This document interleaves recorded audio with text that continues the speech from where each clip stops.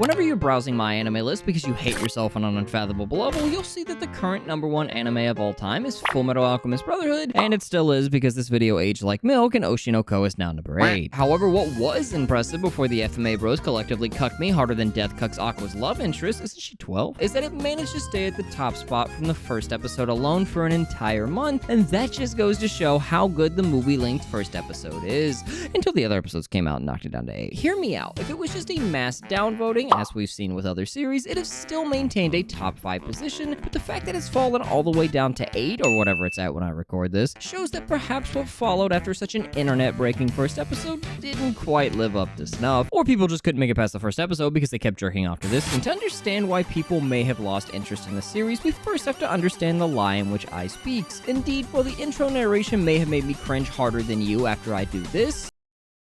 it did have a point in that we, the fans, were the ones being lied to, as what occurs in episode 1, and largely how the first episode is produced from an animation standpoint and how it plays out from a story perspective, is very much unlike the following episodes and the rest of the series as a whole. The first episode itself is very well done, and despite its length, it's one of the few hour-long anime episodes that left me thinking that it needed to be that long, and that I just had a fun experience, and not that Aniplex just scammed me out of $20 by mashing 2 Demon Slayer episodes together. It juggles many different ideas, each of which could have easily been their own show, such as a cute slice-of-life comedy with Ai at the center, or even an introspective Origairu-esque look into Ai's personal feelings and how she tries to connect to people, and it manages to make it entertaining while still tying into the focal point of growing close to Ai, a character that stole the show in just about every scene she was in, helped by the fact that the animation, direction, sound design, and voice work were all top-notch during her moments, going above and beyond when and where it mattered the most, and making it feel like you were watching an actual movie, except you unfortunately don't get to see the sex scene.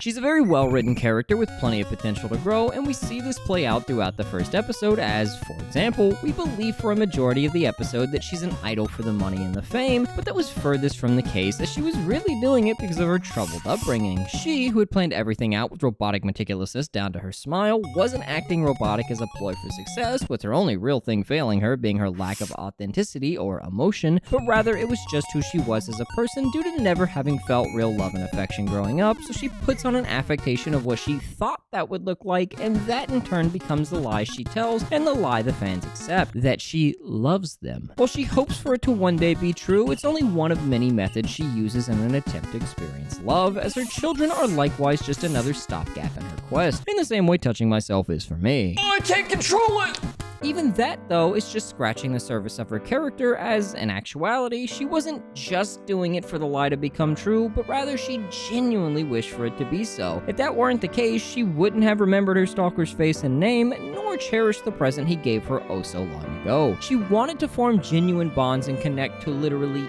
anyone, and while the show would lead you to believe she finally did so on her deathbed, it feels far too rushed to have actually been the case, and it's a perfect example of one of the other better directions the anime could have taken, but opted not to. But at least you got that connection. Rather than getting the aforementioned Origairu light or wacky slice of life comedy, which is what the author is actually good at, we instead get a rushed conclusion to Ai's character arc, and as a result, the story is pigeonholed into going one direction with Aqua as the lead and the murder mystery at the forefront. Except for the part where it doesn't do that. Although episode 1 had Aqua front and center as the main character a majority of the time, while Ai was pushed to the background, it was still Ai who was the focal point, and whenever she wasn't, the show tended to suffer for it, as Aqua's scenes largely consisted of learning tidbits about the entertainment industry that were either already common knowledge or just had no real rhyme or reason for being there, like when this dude explains to a 2-year-old the different types of actresses on set. He knows this too, right? That's not to say the info dumps on the entertainment industry can't be handled well, as episode 3 proves that they can work them into the plot just fine, in addition to making you feel like you learned something new, but they just aren't that interesting to begin with, and certainly can't carry the show by themselves. By the end of episode 1, it has you believe that it'll jump headfirst into finding the mastermind behind Ai's death, fit with this dope as fuck scene and all, but then it just kinda meanders about afterward in the following episodes as it introduces more characters for me to do research.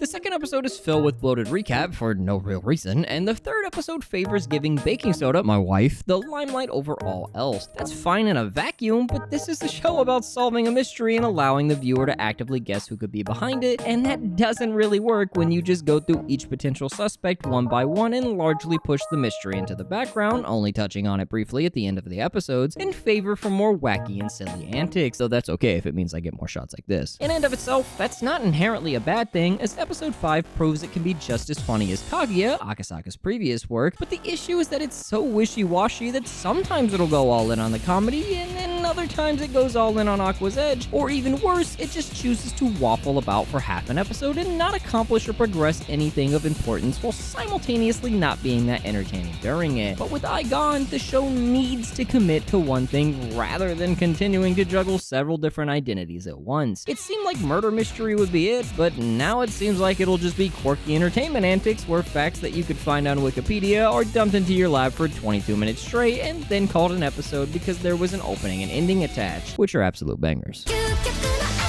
It's less that I hate the series, and more so that I'm just disappointed in its wasted potential, and the fact that these episodes also suffer from inconsistent character writing definitely don't help it either. Specifically from Aqua, who goes from being the amalgamation of his base, gross, obsessive desires of his previous life and placing them at the forefront of his new self, where he obsesses over Ai to an unhealthy extent, in a not too dissimilar manner to the Stalker, to then just being a self-insert mouthpiece for Wikipedia industry factoids and an all-around general edgelord, as if the isekai plot was completely thrown out by this comment,